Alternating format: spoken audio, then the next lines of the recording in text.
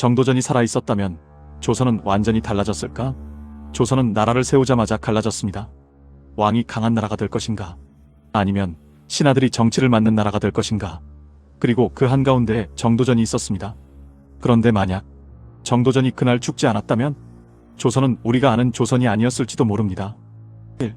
정도전은 개국 공신 정도로 끝나는 사람이 아니었다. 정도전이라는 이름을 들으면 보통 이런 설명을 떠올립니다. 조선을 세운 공신이다. 이성계를 도왔다. 태조 때 큰 역할을 했다. 그런데 이건 너무 짧은 설명입니다. 정도전은 단순히 왕 옆에서 일한 신하가 아니었습니다. 그는 조선이라는 나라가 어떤 모습이어야 하는지 처음부터 끝까지 머릿속에 그려놓고 있던 사람이었습니다. 쉽게 말해 조선이라는 나라의 방향을 정한 사람입니다. 이성계가 칼로 나라를 세웠다면 정도전은 말과 글로 나라를 만들었습니다. 그리고 그가 가장 중요하게 생각한 건 딱 하나였습니다. 왕이 마음대로 나라를 움직이게 하면 안 된다. 이 생각은 그냥 철학이 아닙니다.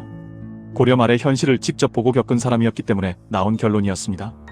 고려 말은 이미 무너져 있었습니다. 왕은 힘이 없었고 대신 권문세족이 나라를 휘둘렀습니다. 부패는 당연한 일이 되었고 백성은 세금에 짓눌렸습니다.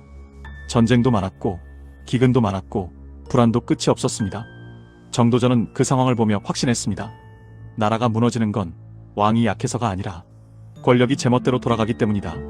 그래서 조선을 세울 때 그는 단순히 왕을 새로 세우는 게 아니라 나라가 오래 버틸 수 있도록 판을 짜려고 했습니다. 그런데 문제는 여기서부터 시작됩니다. 정도전이 꿈꾼 조선은 왕에게는 너무 불편한 나라였습니다. 정도전이 만들고 싶었던 조선은 왕이 주인인 나라가 아니었다. 우리가 흔히 생각하는 조선은 왕이 중심입니다. 왕이 명령하고 신하들이 따르는 나라. 그런 나라를 떠올리기 쉽죠. 하지만 조선이 처음 세워질 때 정도전이 그리던 모습은 조금 달랐습니다. 왕은 필요합니다. 하지만 왕이 혼자서 나라를 끌고 가면 위험해진다. 정도전은 그렇게 생각했습니다. 그래서 그는 왕이 모든 걸 결정하는 나라가 아니라 대신 신하들이 논의하고 다듬고 결정하고 왕은 그것을 받아들이는 나라를 꿈꿨습니다. 지금으로 치면 왕은 대표 얼굴이고 실제 운영은 내각이 맡는 느낌입니다. 그런 형태가 되면 장점이 있습니다. 왕이 바뀌어도 나라가 흔들리지 않습니다. 왕이 폭군이 되어도 마음대로 칼을 휘두르기 어렵습니다. 신하들이 서로 견제하고 감시하면서 나라를 굴릴 수 있습니다. 정도전은 조선을 그런 방향으로 끌고 가고 싶었습니다.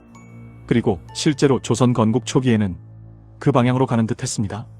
문제는 그 방향이 이방원에게는 절대 받아들일 수 없는 것이었다는 겁니다. 이방원, 즉 훗날 태종이 되는 사람입니다. 2탄에서 계속됩니다.